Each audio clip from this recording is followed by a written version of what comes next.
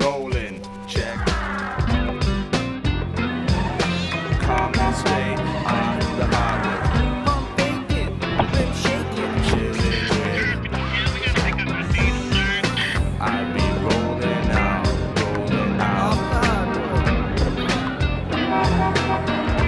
off the hardwood, straight.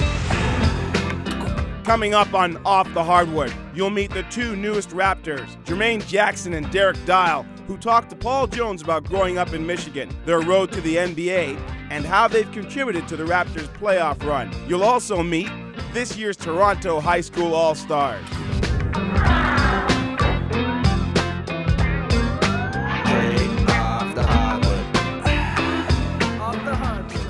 Welcome to another edition of Off the Hardwood. I'm your host, Paul Jones, and today we are at St. Michael's College School in downtown Toronto.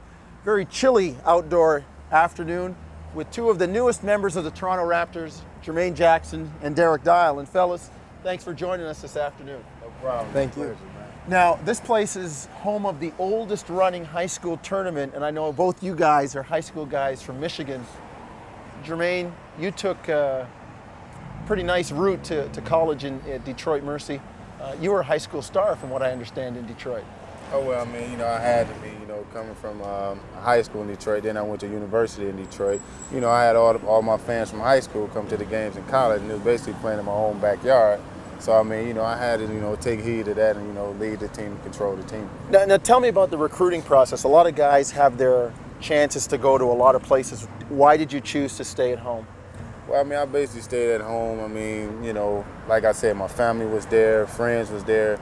And, it was a Division I school, up on the rise. I figured me and a couple other guys come there, we can help that university, rise up to be playing great teams. We basically did that my 4 years there. All right, now, Derrick, you went to Eastern Michigan and famous for, and we were talking about it off camera, famous for a couple of big wins in the tournament. You played with Earl Boykins. Why did you choose Eastern Michigan? Well, it was close to home. I like being around my family, and it was also like playing in my own backyard. Now, did you guys ever get a chance to compete against one another? I know that you played against each other a little bit. Well, we grew up together, so it was kind of unique, but we never played in an official game in high school, always in summer league, but never in official high school basketball. Now, I know that AAU stuff is pretty big, Jermaine, in the state of Michigan. Did you guys ever compete against each other in AAU ball? Well, we didn't ever compete against each other in AAU ball. I mean, we played together a couple of times, and I mean, we basically dominated all the other teams that we played. Dominate, there it is, dominated. It was pretty fun to, grow up together, play in high school right by each other, and then, college not too far away from each other. Then, we're right here together on the same team in the NBA. It's just a blessing from God to have that. It's funny because I watch the two of you very comfortable with each other, and new guys on teams usually take to each other, but you guys obviously had a history before this. Definitely. Now, Derrick, when you left Eastern Michigan, you took more of a conventional route to the NBA. Who drafted you? San Antonio. San Antonio, and tell us about your feelings on draft day when you were picked by one of the better teams in the NBA. Well, it was very nerve-wracking, actually. I mean, you watch picks and picks go by, and you wonder if your name's going to get called, and you're just really enthused when your name is finally called out on the board.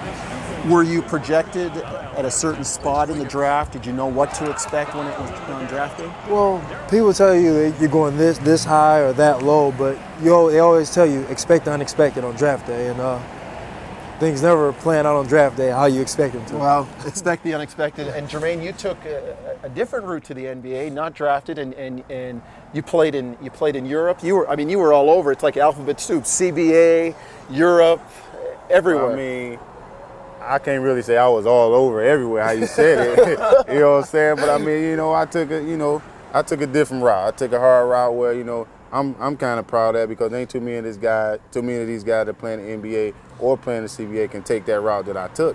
But I mean, you have to have heart and, keep working hard and do those things you have to do to get to this level. So, I didn't have it all peaches and creams where I went to a big college and I got drafted first and things like that, you know what I mean? But I wasn't really salty about that because, I mean, I was comfortable with myself and I knew my game and I knew the things I had to work on to get here. You were rewarded when you were picked to play for your hometown team. What was it like when you went to play for the Pistons, when you found out that you were going to play in the NBA for your hometown team? Well, I mean, Rick's son from the Pistons, he was there. He was the GM there when I was leaving college. And he had already told me, because they had like the 42nd or 43rd pick. And he already told me, they seen me, I go up there and play all the time. He was like, yo, we're not going to waste a draft pick to pick you up 42nd and second round pick. Well, we're just going to bring you in and sign you. So, you know what I mean, that situation, you know, got me back going, and they brung me in. I worked hard there every day, you know, early, leaving late. You know, it was an accomplishment. I did the things that I had to do there. Derrick, you left San Antonio and, you know, found your way around the ABA, CBA, played in Greece for a bit. How did you end up back with New Jersey at the start of this year? Well, I left San Antonio and got picked up by New Jersey on the first day of signings, and just worked my way on the team there, and went to the ABA midway through the season and found my way here. Well, it's great to have both you guys in Toronto. It's a little chilly out here, so we're going to go inside and check out a much warmer gym. Stay with us. We'll be back. The playoffs is motivation enough, and whoever you play, you're going to give it your all no matter what. And if it so happen we play Jersey in advance, it would feel just like if I was playing anyone else. He lying. He lying.